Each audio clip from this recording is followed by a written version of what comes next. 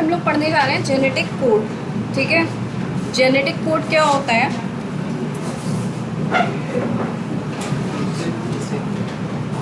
जब न्यूक्लियोटाइड्स को हम न्यूक्लियोटाइड्स कन्वर्टेड, आप सीरियस हो जाइए, converted into amino acids with the help of genetic code. Initiator codon कौन सा होता है? कौन सा होता है? AUG। During both replication and transcription a nucleic acid is copied to another nucleic acid. ये तो क्लियर है, ठीक है। The process of translation require transfer of genetic information from a polymer of nucleotide to a polymer of amino acid.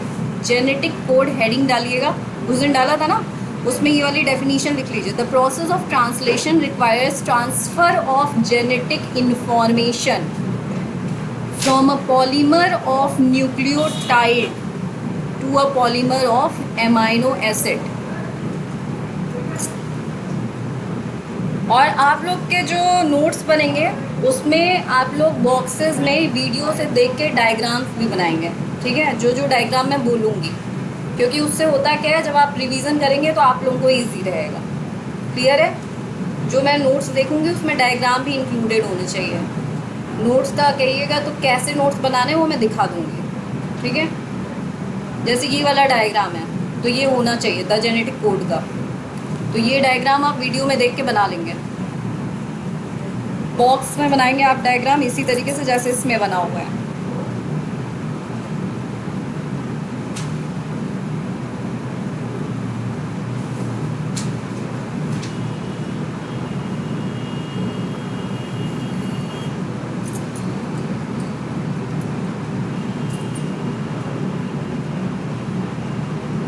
देखिए यहाँ पे दिया हुआ है डीएनए। डीएनए से क्या बनता है हमारा? आरएनए। आरएनए में क्या होते हैं हमारे? Nitrogenous bases. और ये ट्रिपलेट के फॉर्म में ये क्या है हमारे? कोडॉन 1 2 3 4 5 6 इस तरीके से होते जाते हैं। इससे अमाइनो एसिड 1 बन गया, सपोज इससे अमाइनो एसिड 2 बन गया, इससे अमाइनो एसिड 3 बन गया, इससे अमाइनो एसिड 4 बन गया। इस तरीके से क्या होता है, डिफरेंट कोडॉन से डिफरेंट अमाइनो एसिड्स बनते चले जाते हैं। इतनी बात क्लियर है? Neither does any complementarity exist between nucleotide, मतलब यही सेम चीज़ की कोई भी कॉम्प्लीमेंटेरिटी क्या होती है, न्यूक्लियोटाइड्स और अमाइनो एसिड के बीच में एग्जिस्ट नहीं करती है। There existed ample evidences to support that notation that changes in nucleic acid was responsible for changes in amino acid in proteins. ये देखा गया है बहुत जगह पे कि अगर हम मान लीजिए कि यहाँ पर सपोज AUG है तो ये मेथियोनिन को कोड कर रहा था ना, मेथियोनिन को, ठीक है। अगर हम यहाँ पे ACG कर दें तो ये क्या करेगा, दूसरे अमाइनो एसिड को कोड करेगा। इतनी बात क्लियर है?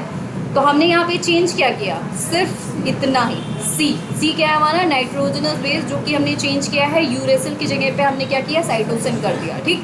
तो यही कह रहा है कि एम्पल एविडेंस, बहुत सारे एविडेंस हैं जो कि सपोर्ट करते हैं कि एक न्यूक्लिक एसिड के चेंज में, मतलब एक DNA बेसिस के चेंज में, चेंज करने से क्या होता है, अमाइनो एसिड भी हमारा चेंज हो जाता है। क्लियर है? आप कितना क्लियर है ये बात?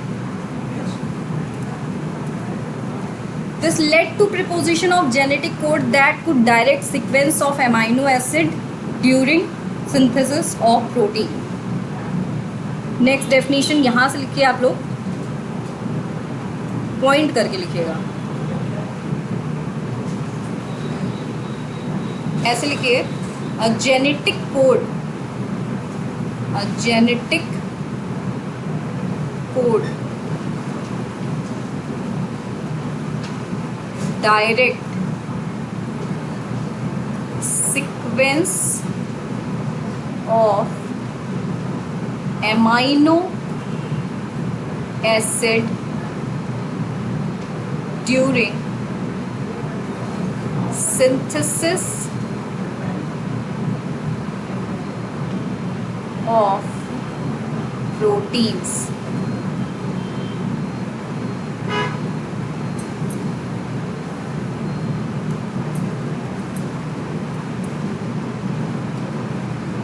हो गया। In a very true sense it required involvement, बहुत सारे साइंटिस्ट इन्वॉल्व हुए इसमें, जो कि फिजिसिस्ट भी थे, ऑर्गेनिक केमिस्ट भी थे, बायोकेमिस्ट भी थे और जेनेटिस्ट भी थे। मतलब इतनी फील्ड के साइंटिस्ट जब इन्वॉल्व हुए तो जाके उन्होंने जेनेटिक कोड के बारे में कुछ कंक्लूजन दिया। इट वॉज बहुत ही फेमस है ये, और ये जो साइंटिस्ट है ये आपको नाम याद होना चाहिए, क्योंकि इस पर भी नीट पे डायरेक्ट क्वेश्चन बनते हैं। जैसे कि ग्रिफिथ ने क्या किया था, स्टॉल एंड मेसेल्सन ने क्या किया था, जॉर्ज गेमाओ ने क्या किया था, क्या इन्वेंट किया था। तो जॉर्ज गेमाओ साइंटिस्ट थे, फिजिसिस्ट थे, उन्होंने आर्ग्यू किया कि 4 bases if they have to code for 20 amino acid, ठीक है, 4 बेसिस हैं हमारे जिनको 20 अमाइनो एसिड कोड करना है, the code constitute a combination of basis. बात ये समझ में आई कि नहीं समझ में आई? कितने लोगों को समझ में आई? कितने लोगों को समझ में आई? नहीं समझ में आई तो बोलो ना। A U C G 4 basis, 4 basis हैं, ठीक है। और ये क्या करते हैं, ये 4 बेसिस हमको 20 अमाइनो एसिड बनाने, ठीक है, जो कि क्या करेंगे, प्रोटीन बनाएंगे आगे चल के।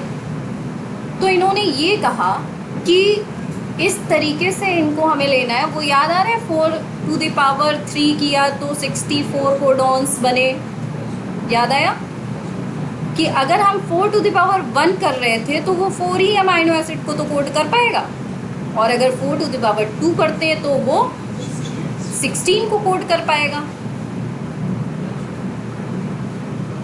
तो बेसिकली जो हमारा काम है वो कैसे होगा, तो 4 टू द पावर 3 इन्होंने किया, और इन्होंने कहा कि अब हमें 64 कोडॉन्स मिल रहे हैं, जिसमें से 64 कोडॉन्स में से 61 कोडॉन्स जो हैं वो क्या करेंगे, हमारे 20 अमाइनो एसिड को कोड करेंगे, ठीक है।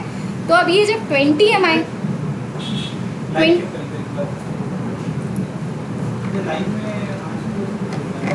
कोई है देख लेते हैं, कोई नहीं।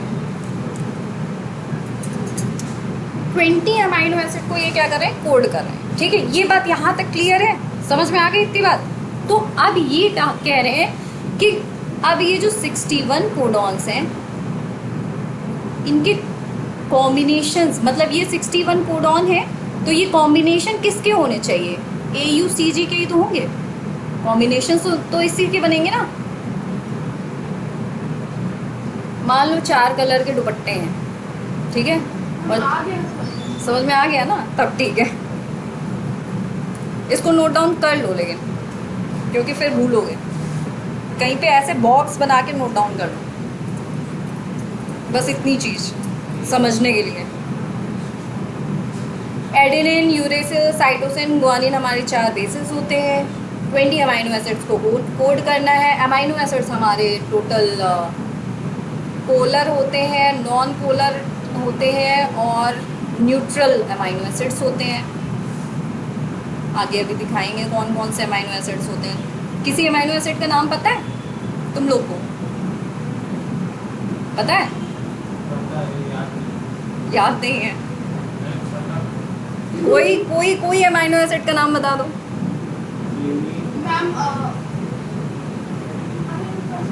आज हम तुम लोग को सारे अमाइनो एसिड याद दिला देंगे।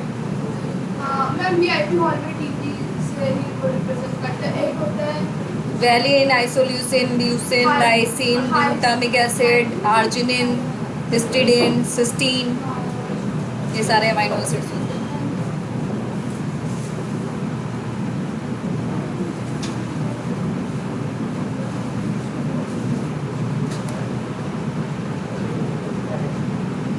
हो गया?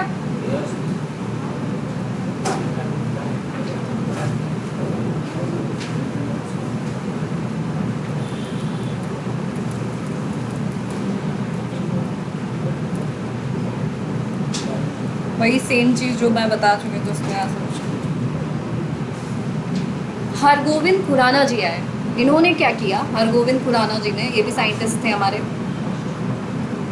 सिंथेसाइज किया इन्होंने ऐसा आरएनए मॉलिक्यूल बनाया सिर्फ ये देखने के लिए कि कोडॉन सी क्या कर रहे हैं, अमाइनो एसिड को कोड कर रहे हैं। ठीक है, तो इसके लिए इन्होंने क्या एक्सपेरिमेंट किया, इन्होंने कॉम्बिनेशन ऑफ बेसिस लिए।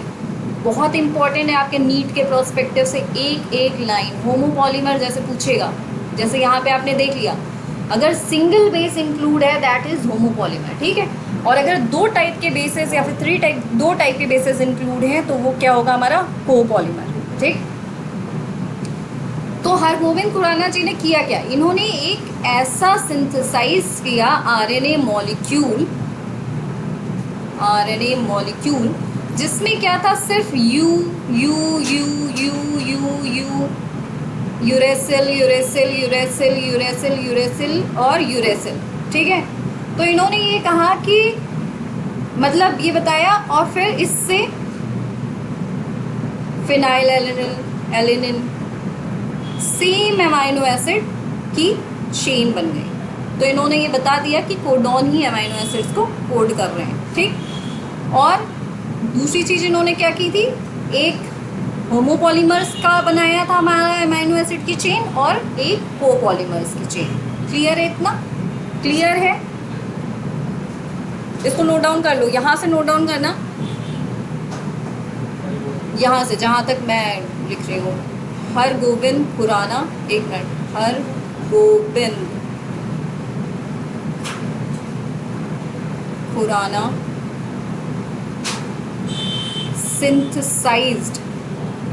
synthesized RNA molecules, synthesized RNA molecules with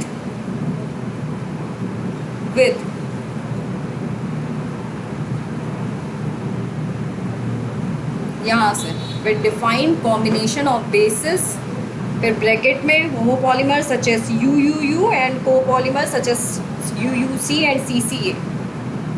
ठीक है, देखिए यहाँ तक लिखा, Hargobind Khorana synthesized RNA molecule with defined combination of bases homopolymers such as, homopolymers मतलब सिंगल बेसिस का आरएनए हो गया हमारा जो बना रहे हैं, कोपॉलीमर्स मतलब दो बेसिस का combination, uracil and cytosine, cytosine and adenine. Clear इतनी बात?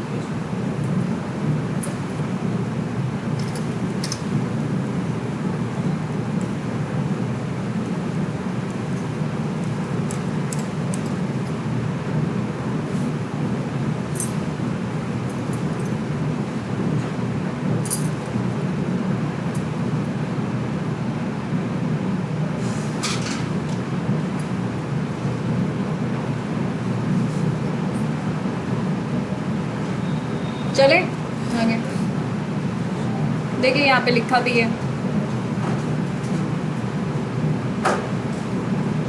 UUU हमारा फिनाइल एलेनिन को कोड कर रहा है, AAA ये याद करना पड़ेगा, ये डायरेक्ट ऐसे कॉम्बिनेशन नीट में आते हैं कि कौन सा जेनेटिक कोड कौन से अमाइनो एसिड को कोड करता है। जैसे UUU है तो आपको पता होना चाहिए फिनाइल एलेनिन। ठीक है, AAA लाइसिन, GG ग्लाइसिन।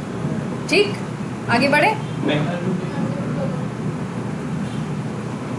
आगे वाला नोट कर लेना, इससे ज़्यादा इम्पोर्टेंट। ठीक है, आगे है अभी।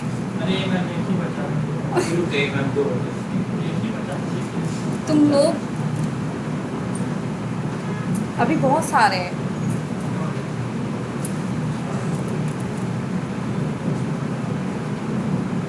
ये एंजाइम बहुत काम का था, पॉलीन्यूक्लियोटाइड फॉस्फोराइलेज ओकोवा एंजाइम, नेम सेवेरोकोकोवा। इसने क्या किया, ये आर्टिफिशियल एंजाइम था हमारा, इसने पॉलीमराइज कराया आरएनए को सिंथेटिकली। ठीक है, जिससे हम क्या देख पाए कि हाँ यही जो जेनेटिक कोड थे इस प्रोटीन को, इस अमाइनो एसिड को कोड कर रहे हैं। ठीक है, तो ये एंजाइम हमारे बहुत काम का निकला, पॉलीन्यूक्लियोटाइड फॉस्फोराइलेज।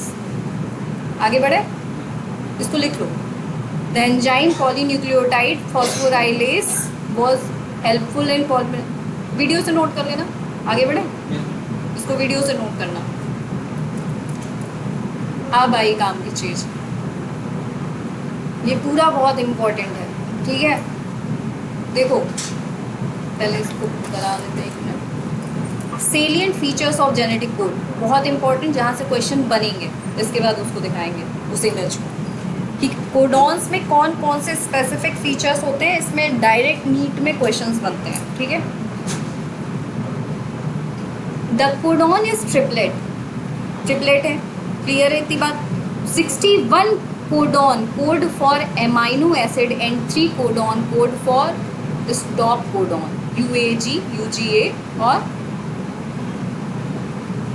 याद है?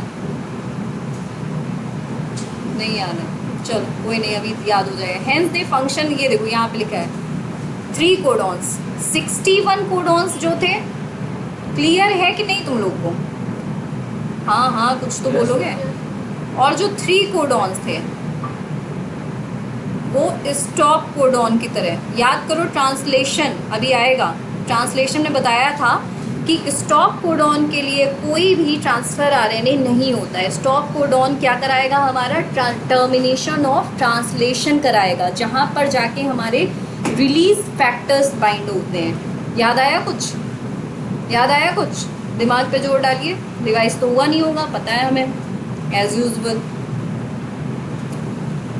1 codon codes for only 1 amino acid. ये डायरेक्ट ऐसे आता है कि अनएम्बिगुअस या स्पेसिफिक किसे कहते हैं, ये टर्म होता क्या है, डायरेक्टली पूछेगा।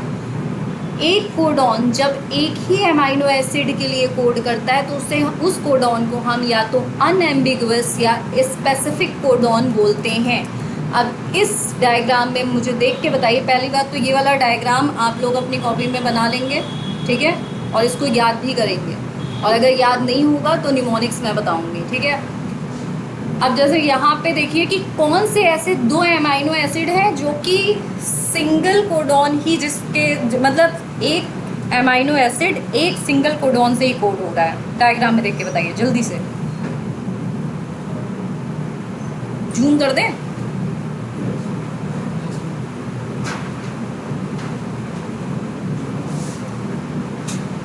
जहाँ तक है वो भी मैंने कर दिया है, जल्दी से बताओ।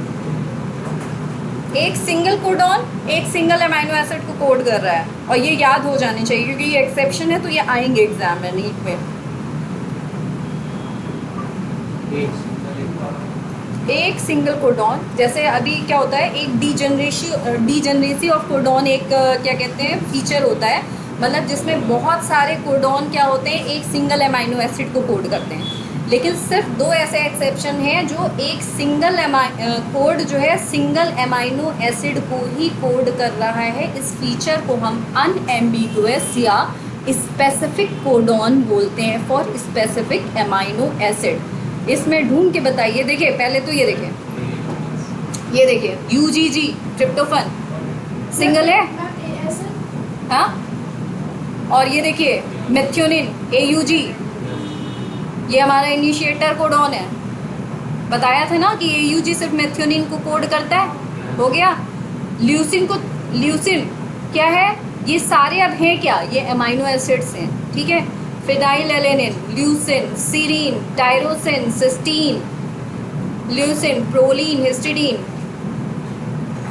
ये क्या था? ग्लूटामिक एसिड नहीं है, glutamic acid, glycine, arginine, isoleucine, methionine, threonine, asparagine, lysine, serine, arginine, valine, alanine और एस्पार्टिक एसिड, ग्लूटामिक एसिड और ग्लाइसिन, ठीक। तो ग्लाइसिन को देखिए 4 कोड कर रहे हैं, बात समझ में आ रही है? तो इस कोडॉन को हम क्या बोलेंगे? इस कोडॉन के इस फीचर को हम बोलेंगे डीजनरेसी ऑफ कोडॉन, ठीक है।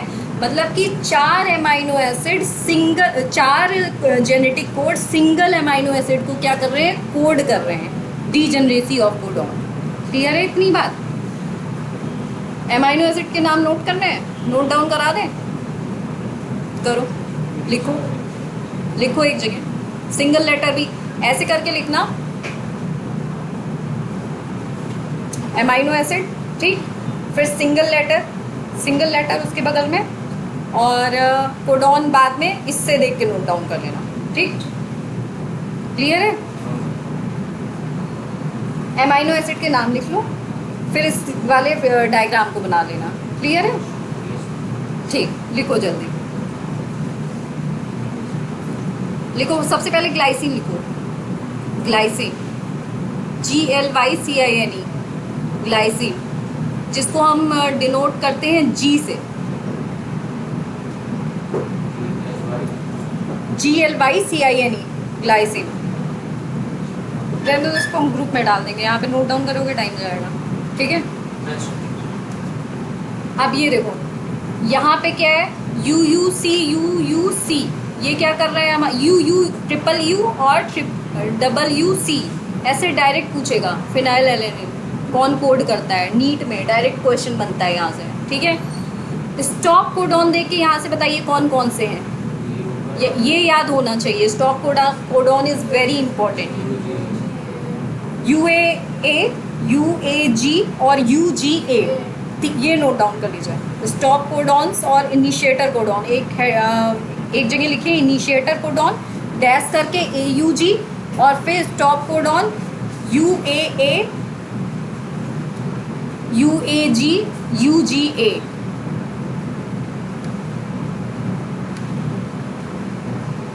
ऐसे नोट डाउन करिए। स्टार्ट कोडॉन कौन सा है हमारा,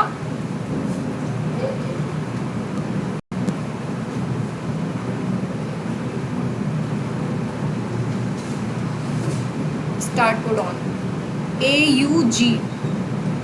स्टॉप कोडॉन अब तक तो याद हो गया होगा, UAA, UAG, UGA, that's it. और एक्सेप्शन वाले का ही नोट डाउन कर लीजिएगा कि यहाँ पे इसके आगे लिख भी लीजिएगा, एक मिनट, इसके आगे लिख भी लीजिए कि ये क्या करता है।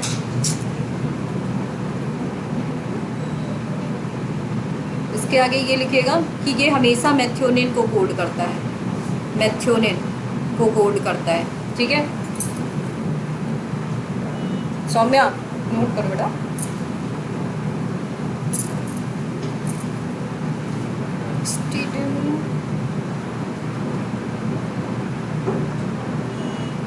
हो गया?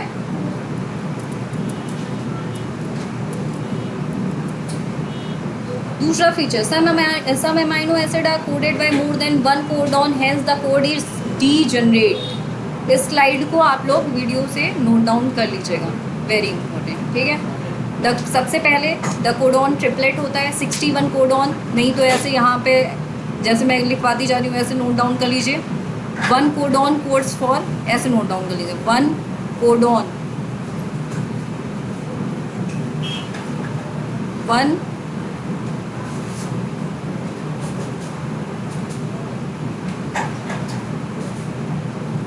Codon codes 1 amino acid, 1 amino acid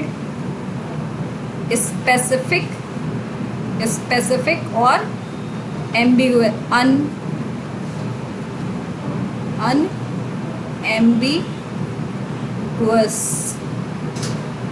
codon.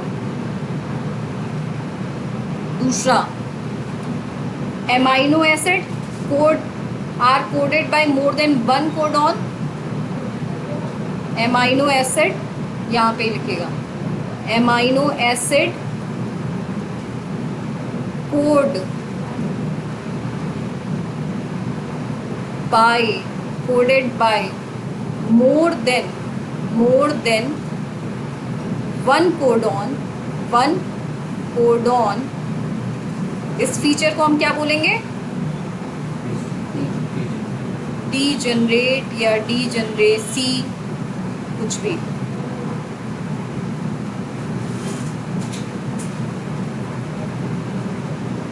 फिर नेक्स्ट है द कोडॉन इज, इसको भी नोट डाउन करें, the codon is read in RNA in contiguous fashion. मतलब कि क्या देखा है कि AUG के बीच में कहीं पे डॉट, ये सारी चीज़ें होती हैं, नहीं है ना?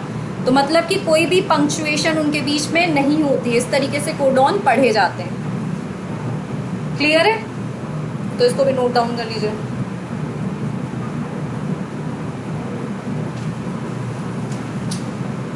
समझ में आ रहा है नीलाक्षी?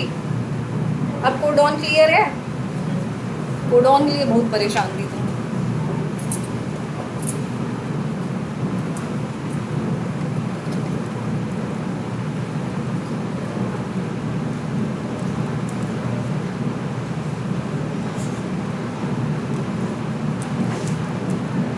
हो गया? Very good. समझाते जा रहे हैं, तुम लोग वीडियो से नोट डाउन कर लेना, ठीक है? थोड़ा हमको टाइम ट्रांसलेशन कंप्लीट हो जाएगा और हम जा रहे हैं। टाइम क्या हो रहा है? 5:41। अब मत नोट डाउन करना, जो नोट डाउन करना होगा वीडियो से करना। बस समझो ध्यान से। The code is nearly universal, ठीक है, फ्रॉम बैक्टीरिया टू ह्यूमन, ठीक है? मतलब कि ये कुछ कोड ऐसे होते हैं कि जो यूनिवर्सल होते हैं, मतलब कि अगर वो बैक्टीरिया में जिस अमाइनो एसिड को कोड करें वो ह्यूमन में भी उसी अमाइनो एसिड को कोड करेंगे। इतनी बात क्लियर है? From bacteria to human, you would code for phenylalanine. इसको नोट डाउन करिएगा आप लोग। जो ब्रैकेट लगा रही हूँ मैं वो नोट डाउन होगा, ठीक है? कल चेक करूँगी। Some exception to this rule have been found in mitochondrial codons. AUG very important, has dual function, इसको भी नोट डाउन करेंगे। It codes for methionine and also act as initiator codon। मतलब कि AUG ऐसे लिखेंगे, शायद लिखवा भी चुकी हूँ मैं तो इतना। codes for methionine and initiator codon। Initiator codon तो अब तक याद हो गया होगा आई थिंक। Q&A आपका 2 घंटे का होगा अब से, तो बी प्रिपेयर। असाइनमेंट में वेडनेसडे, आज क्या है? मंडे ना, वेडनेसडे को असाइनमेंट मिल जाएगा।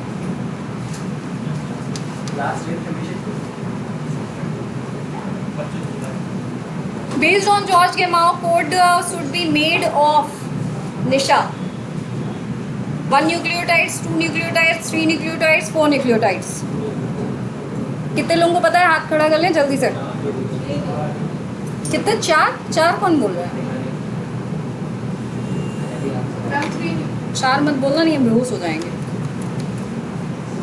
होमोपॉलीमर्स आर कृष्ण, मतलब जरूरी नहीं यू ही हो, जी भी हो सकता है, ए भी हो सकता है, बिना मतलब सी भी हो सकता है, यू रट लिया। रटंत विद्या बहुत आगे है। तो ऑप्शन में है ना, मान लो ना हो तो तुम तो यू ढूंढोगी, पता चला बैठ के वहाँ पे। कोपॉलीमर सच एज आयुषी,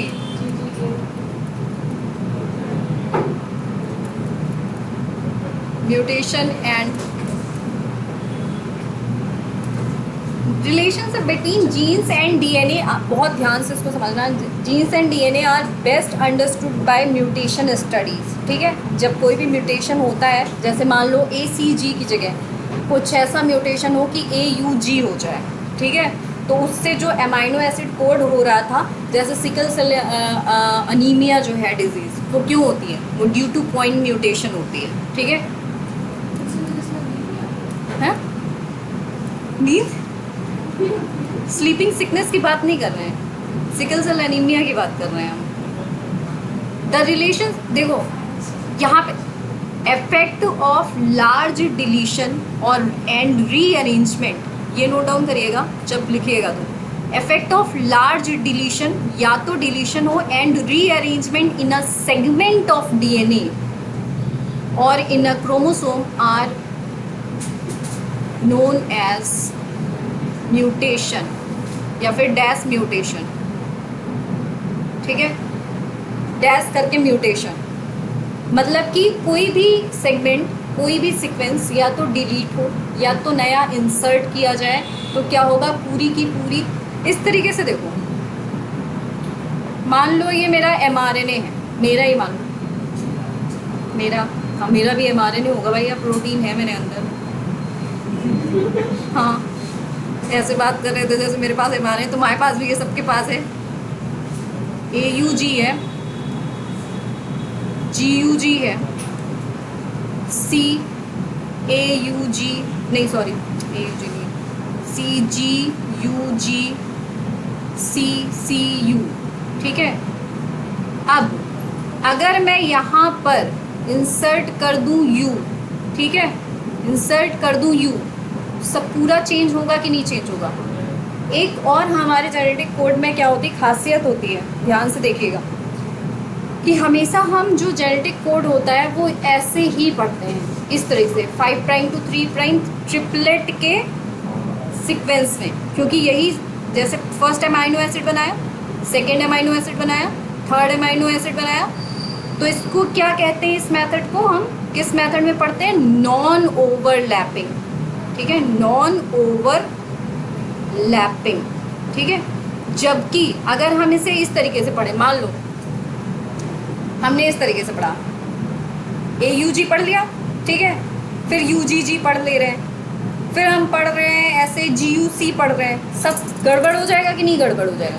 तो ये क्या है, ओवरलैपिंग। कभी भी जेनेटिक कोडॉन्स को ओवरलैपिंग मेथड में नहीं पढ़ा जाता है, ठीक। इसी वजह से जैसे ये सिंगल mRNA की चेन है, अगर हमने यहाँ पे U को डाल दिया, ये यानी कि एडिशन ऑफ बेस कर दिया, तो क्या होगा, सारी चीज़ चेंज हो जाएगी कि नहीं चेंज हो जाएगी, चेंज होगा कि नहीं चेंज होगा, बताओ, क्लियर है कि नहीं।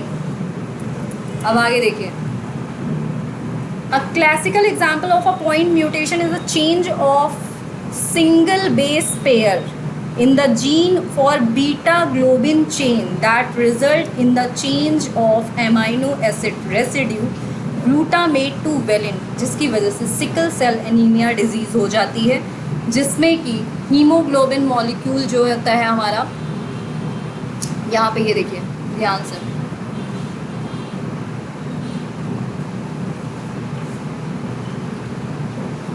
ग्लूटामेट बनना था इससे, ठीक है, तो हमारा क्या ग्लूटामेट से क्या बन गया, यहाँ पे वैलिन बन गया। नॉर्मल हीमोग्लोबिन से हमारा जो हीमोग्लोबिन हुआ वो क्या हुआ, सिकल सेल हीमोग्लोबिन हो गया। इसी डिजीज़ को हम क्या कहते हैं, और पूरा अमाइनो एसिड सब्स्टिट्यूट हो गया। इतनी बात क्लियर है, क्लियर है कि नहीं क्लियर है। एक बेस के चेंज होने से क्या क्या हो सकता है। अब classical example of point mutation, तो यहाँ से नोट करें, point mutation, point mutation, point mutation,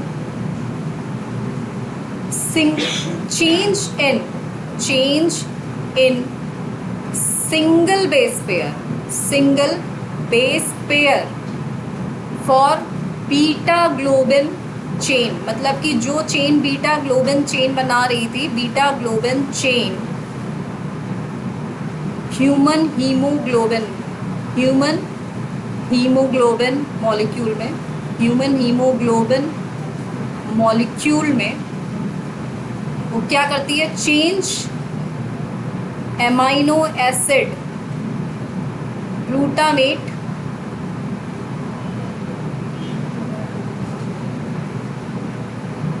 सोचो फिर क्या हो जाएगा हमारा, सिकल सेल,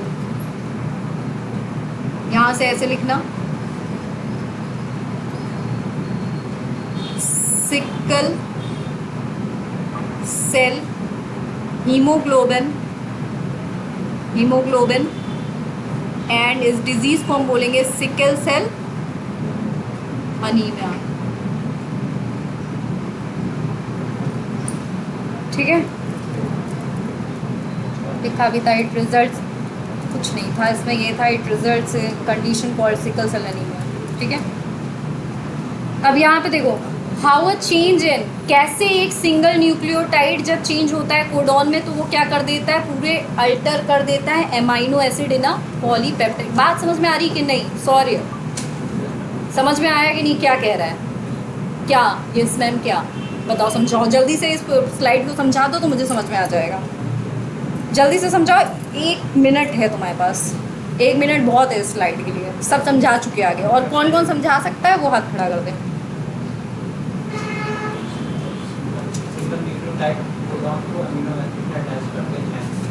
पूरा बना दिया, चलो बताओ अब। क्या क्या हो रहा है यहाँ पे। ये अमीनो एसिड इस डायग्राम को आपको बनाना भी है, ये सब देखूंगी कल मैं।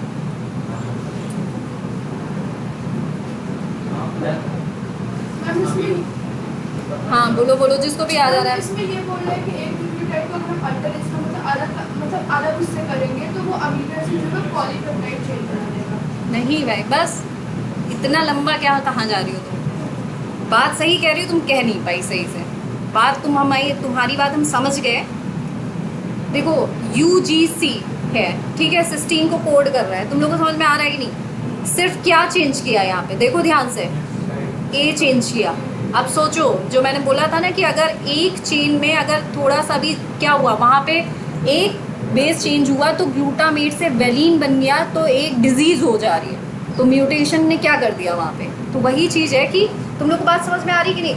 सिंगल हमारा बेस चेंज हुआ है, स्टॉप कोडॉन बन गया है ना, बना कि नहीं बना।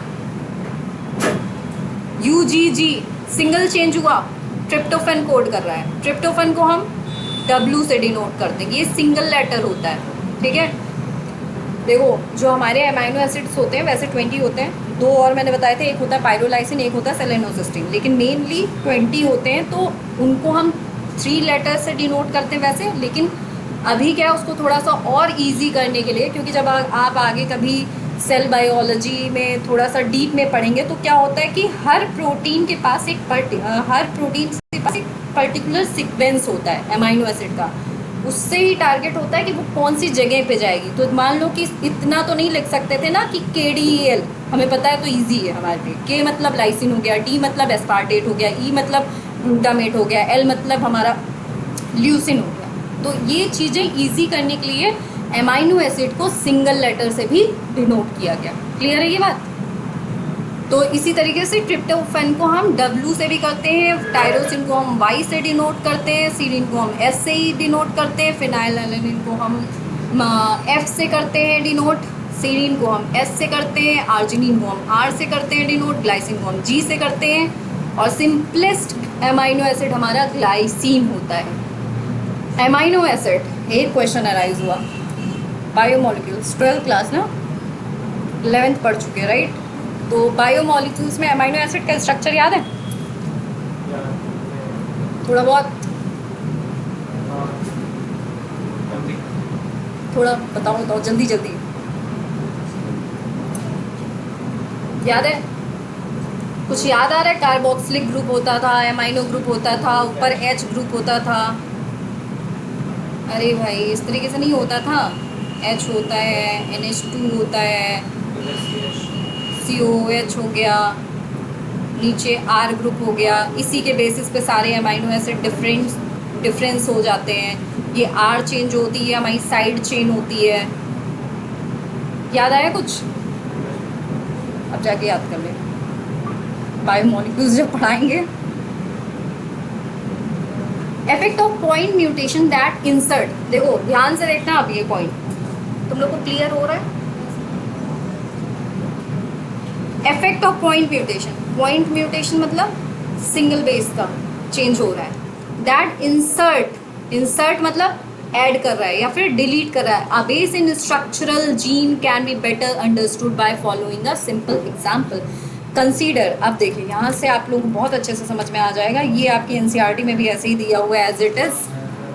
Consider statement that is made up of the following words each having 3 letters like a genetic code, right. मतलब कि यहाँ पे as a example, general example दिया गया कि राम हैज़ रेड कैप, एक सेंटेंस है। ये जैसे वो चीज़ मैंने RNA वाली समझाई थी, वो जेनेटिक्स के प्रोस्पेक्टिव में थी। ये एक जनरल एग्जाम्पल लेके बता रहे हैं कि कैसे पूरा का पूरा फ्रेम शिफ्ट म्यूटेशन हो जा रहा है, ठीक है। तो इन्होंने एक जनरल एग्जाम्पल लिया, राम हैज़ रेड कैप, ठीक। अब यहाँ पे ये कह रहे हैं if we insert a letter B in between has and red, तो ये क्या हुआ, पॉइंट म्यूटेशन हुआ, ठीक है। This is the point mutation, right.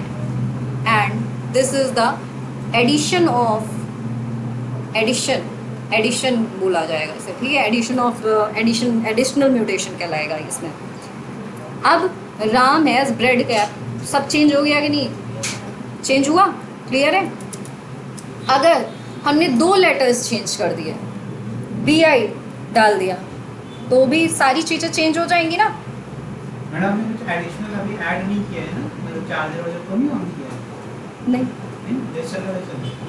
ये फैन में चल रहा है। हाँ,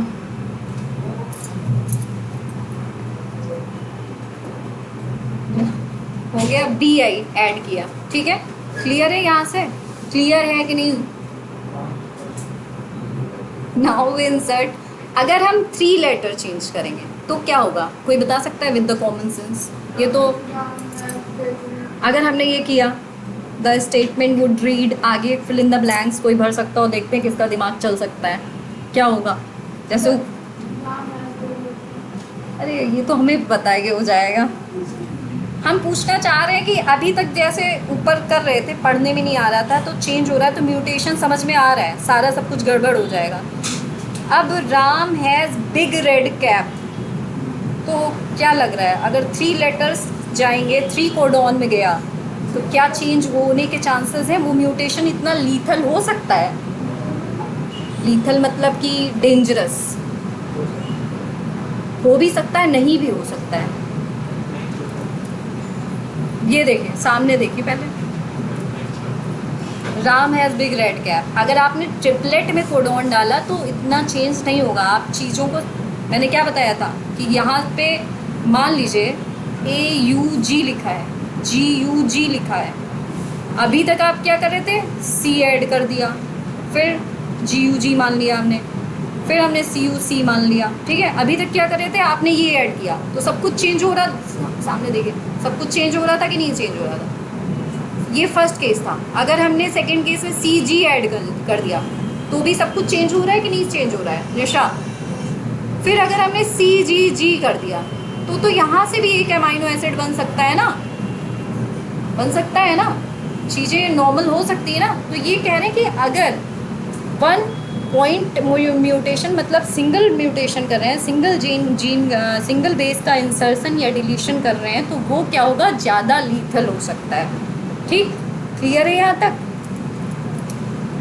the same exercise can be repeated, अब जो ऐड किया गया था उसी तरीके से डिलीट कर देंगे, डिलीशन बताया था ना, पॉइंट म्यूटेशन में या तो एडिशन हो रहा है या तो डिलीशन हो रहा है। क्लियर है इतनी बात?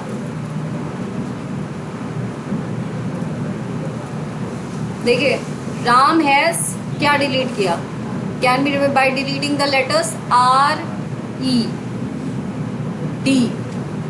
एक मिनट, RED एंड 1 by 1, यहाँ पे R डिलीट किया, यहाँ पे क्या किया, RE कर दिया है, और यहाँ पे पूरा रेड कर दिया, तो राम हैज़ कैप भी तो ठीक ही है, क्या दिक्कत है, पढ़ने में तो आ ही रहा है।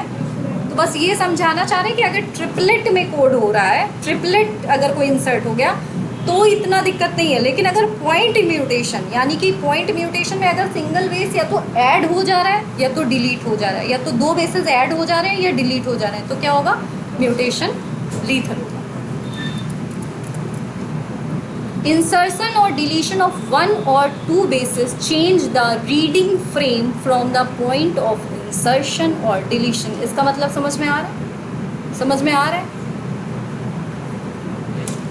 कि अगर इंसर्शन या डिलीशन हम कराते हैं 1 और 2 बेसिस का, तो वो क्या कराएगा, रीडिंग फ्रेम जो है हमारा, रीडिंग फ्रेम मतलब जो हम ऐसे करके पूरा सीक्वेंस पढ़ रहे थे, यहाँ पर from the point of insertion change पूरा हो जाएगा ना, चेंज ही तो हो रहा था, राम हैज़ रेड कैप और पता नहीं क्या क्या हो जा रहा था। अब वो थर्ड वाला पॉइंट, इंसर्शन और डिलीशन ऑफ 3, मतलब अगर 3 में आप डाल रहे हैं तो वो क्या करेगा, reading frame remains unaltered from that point. बात समझ में आई? जैसे जब हमने रेड को पूरा डिलीट किया तो राम हैज़ कैप, ठीक है, अनएल्टर्ड है, मतलब हुआ है चेंज, लेकिन ऐसा तो नहीं कि अमाइनो एसिड में वैसा कोई इफेक्ट आ जाएगा। मतलब पॉइंट म्यूटेशन की बात कही जा रही है। पॉइंट म्यूटेशन समझ में आया ना कि क्या दिक्कत करेगा? क्लियर है यहाँ से? Such mutation are referred to as frame shift mutation, deletion mutation depending on the chain. Deletion मतलब कि अगर बेस हट रहा है तो डिलीशन। ऐड हो रहा है मतलब एडिशन, ठीक। इसको हम क्या कहेंगे, फ्रेम शिफ्ट। फ्रेम क्यों कह रहे हैं, फ्रेम शिफ्ट म्यूटेशन क्यों कह रहे हैं, क्यों, रीज़न, पूरा फ्रेम ही तो था ना एक, ठीक है, पूरा फ्रेम, ओपन रीडिंग फ्रेम कहते हैं हम। जो हमारे जीन ट्रांसक्राइब होते हैं यहाँ पे, जैसे ये mRNA का पूरा सीक्वेंस था, तो अगर इसमें स्टार्ट कोडॉन और स्टॉप कोडॉन से लेके इसको ORF या ओपन रीडिंग फ्रेम कहते हैं। तो जब अगर इसमें चेंजेस हो रहे हैं तो क्या कह रहा है कि फ्रेम शिफ्ट म्यूटेशन हो रहा है, या फिर इंसर्शन हो रहा है, या फिर डिलीशन म्यूटेशन हो रहा है। क्लियर है यहाँ?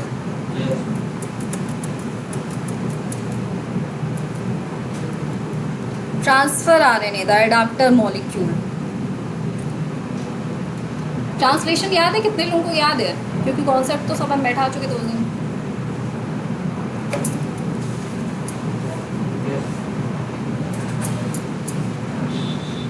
From the very beginning of the proposition of code, it was clear to Francis Crick, याद कर लीजिए इनको, ठीक है, Francis Crick, that there has to be mechanism to read the code and also to link the amino acid। मतलब कि क्या बताया था मैंने ट्रांसलेशन में, ट्रांसफर RNA आता है तो इसमें डायरेक्टली पूछेगा, आपके नीट में ऐसे पूछेगा कि एडाप्टर मॉलिक्यूल कौन सा होता है, ऑप्शन दे दिया, transfer RNA, rRNA, mRNA, snRNA।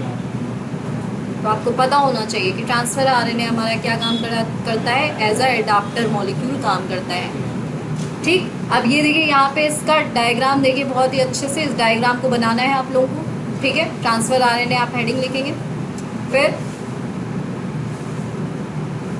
ये वाला डायग्राम बनाएंगे। एक्सेप्टर आर्म इसे कहते हैं। एक्सेप्टर आर्म्स पे क्या होगा आप लोग बताएंगे, ट्रांसलेशन पढ़ाया जा चुका है। एक्सेप्टर आर्म पे क्या आएगा, very good, keep it up, very good, keep it up.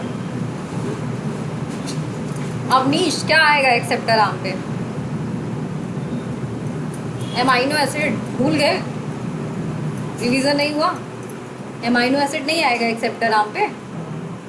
2 ही तो काम थे, एडाप्टर। थोड़ा सा तुम लोग का प्रॉब्लम पता है क्या, तुम लोग ना हर चीज़ रटना चाहते हो, या रिवीजन तो हुआ नहीं, इससे पता चल रहा है। ट्रांसफर RNA है, मैंने बताया था। अगर ट्रांसलेशन की क्लास में कौन कौन लोग थे, तुम नहीं थी क्या, सब थे ना मैसेंजर आए भाई, तुम लोग पहले अच्छा है कि आप यहाँ से डायग्राम देख लो ध्यान से, ठीक है। एक्सेप्टर आर्म, यहाँ पे अमाइनो एसिड आएगा हमारा, मैसेंजर RNA पे जाके ये बाइंड करता है। सबसे पहले याद यहीं पे रिकॉल करा दे रहे हैं, ठीक है। मैसेंजर RNA पे बाइंड करता था, एंटी कोडॉन मतलब कि कोडॉन वाले से जाके बाइंड कर रहा था, ठीक। इस वाली आर्म को हम टी साई सी लूप या आर्म बोलते हैं, इसको हम डी आर्म बोलते हैं। इतना क्लियर है? और इसको जब डायग्राम बना लीजिएगा तो इसको दिमाग में भी नोट डाउन कर लीजिएगा। Crick postulated the presence of an adapter molecule. इन्होंने, क्रिक जी ने बताया कि presence of adapter molecule that would on one hand read the code and on other hand bind to specific amino acid. यहाँ से आपको बस इतना लिखना है कि क्रिक presence of adapter molecule, one hand read code, that is anticodon loop, and second hand इस वाले डायग्राम को भी बनाएंगे, स्पेसिफिक, कल देखूंगी मैं। अमाइनो एसिड देखिए, सीरीन बाइंड किया है ना, ये मैसेंजर RNA, ये क्या है हमारा 5 prime to 3 prime messenger RNA। यहाँ पे कोडॉन, इस तरीके से भी क्वेश्चन पूछ लेता है नीट में, जैसे UAC लिखा, ठीक है, तो ये पूछेगा कि इसका एंटीकोडॉन क्या हो सकता है? तो सीधा है, यू की जगह ए आएगा, मतलब कॉम्प्लीमेंटैरिटी होती है ना, तो ये तो बहुत सिंपल होता है। यू की जगह फिर ए की जगह यू आ गया, सी की जगह जी आ गया, तो एंटीकोडॉन ये हो गया। और सीरीन, अब तो कोई कंफ्यूजन नहीं है ना ट्रांसफर आरएनए में। Transfer RNA then called sRNA soluble, ये भी क्वेश्चन पूछ सकता है इस तरीके से कि सॉल्युबल आरएनए इज, मान लीजिए ऐसे पूछ लिया, 4 ऑप्शन बना के उसने दे दिया, ठीक। तो आपको पता होना चाहिए कि ट्रांसफर आरएनए को ही हम सॉल्युबल आरएनए बोलते हैं। Was known before the genetic code was postulated. मान लीजिए यहाँ पे भी इस तरीके से डायरेक्टली बना के देते हैं कि the RNA called as soluble RNA was known before the genetic code was postulated। तो अगर आपको पता रहेगा कि ट्रांसफर आरएनए होता है तो आप मार लेंगे, नहीं तो नहीं मार पाएंगे। हाउएवर इट्स, तो इसको भी नोट डाउन कर लीजिएगा। However its role as an adaptive molecule was, इसको लिखने की जरूरत नहीं है।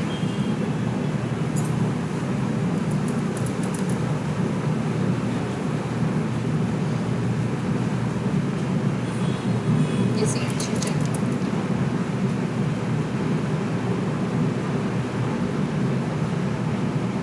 फॉर इनिशिएशन के लिए जो हमारा स्पेसिफिक ट्रांसफ़र आरएनए आता है, जिसको हम इनिशिएटर ट्रांसफ़र आरएनए कहते हैं, याद होगा आप लोग को। फॉर्मल मेथियोनिन वाला ट्रांसफ़र आरएनए हमारा प्रोकैरियोट्स में आता है, मेथियोनिन वाला हमारा यूकैरियोट्स में आता है, ठीक है। तो ये स्पेसिफिक होता है। क्यों स्पेसिफिक होता है? क्योंकि AUG single specific amino acid को ही कोड करता है। अभी बताया था AUG और ट्रिप्टोफैन, यही जो है हमारे एक्सेप्शन थे।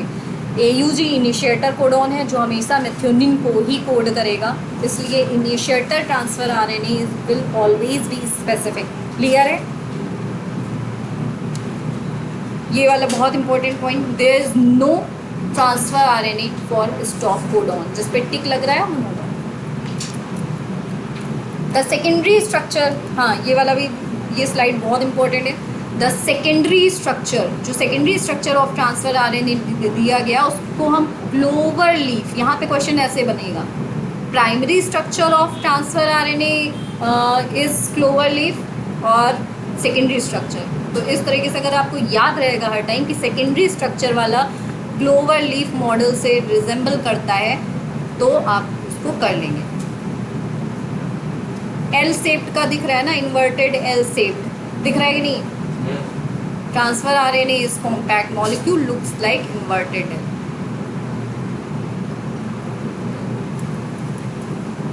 ट्रांसलेशन, ये तो याद होगा आप लोगों को, ठीक? याद है कि नहीं? जहाँ से छोड़ा था वहाँ पे चीज़ें बताते हैं थोड़ी सी। ये याद है? किसको किसको याद है? जल्दी से समझा दूँगा। ये कौन सा स्टेप है? ये आई पढ़ा नहीं क्या? तुम नहीं थी क्या? नहीं आई थी, ये दोनों नहीं आई थी उसमें, मुझे लग रहा है। हाँ, ये दोनों नहीं थी। समझ में आया? दोनों नहीं थी कि एक नहीं थी, मुझे ये नहीं याद है। हाँ, तो वीडियो देख लीजिएगा, ठीक है। सुनिए ध्यान से, यहाँ पे ये इनिशिएशन वाला स्टेप था जिसमें हम चार्जिंग ऑफ ट्रांसफ़र आरएनए कराते थे, ठीक है। याद आ रहा है कुछ? कृष्णकांत जी, याद आ रहा है कुछ? ठीक है। ये ट्रांसफर आरएनए सिंथेज एंजाइम था जहाँ पे ट्रांसफर आरएनए पहले, सबसे पहला स्टेप था activation of amino acyl activation, ठीक है। सेकेंड स्टेप क्या था हमारा? Charging of transfer RNA. Amino acyl activation मतलब कि AMP से हम क्या कर रहे थे? एक्टिवेट करा रहे थे, ATP से एक्टिवेट करा रहे थे, ठीक है। फिर उसके बाद चार्जिंग में क्या करा रहे थे? ट्रांसफर आरएनए से उसी वाले अमाइनो एसिड को हम बाइंड करा रहे थे। इनिशिएशन में क्या करा रहे हैं हम? इनिशिएशन में वो जाके कहाँ पे बाइंड करेगा? इस तरीके से था, यहाँ पे ये था हमारा mRNA। अब mRNA पे ये 5 प्राइम पॉइंट था, ये 3 प्राइम पॉइंट था। यहाँ पे इनिशिएटर ट्रांसफर आने में सबसे पहले छोटी वाली सब यूनिट आके बाइंड कर जाएगी, ठीक है। फिर इसके बाद आके कौन बाइंड कर रहा था? सेकंड, ये फर्स्ट स्टेप था। सेकंड स्टेप पे कौन बाइंड कर रहा था? हमारा ट्रांसफर आरएनए आके बाइंड कर जा रहा था, ठीक है। किससे बाइंड करेगा? यहाँ पे हमारा मेथियोनिन लगा हुआ है, ठीक है। थर्ड वाले स्टेप में क्या था? थर्ड वाले स्टेप में था कि हमारी जो इलोंगेशन में, इनिशिएशन में नहीं, इलोंगेशन, ये तो इनिशिएशन हो गया ना। इलोंगेशन, एक टाइम मैम 6:10। ठीक है, आज की क्लास फिर यहीं ओवर करते हैं। ट्रांसलेशन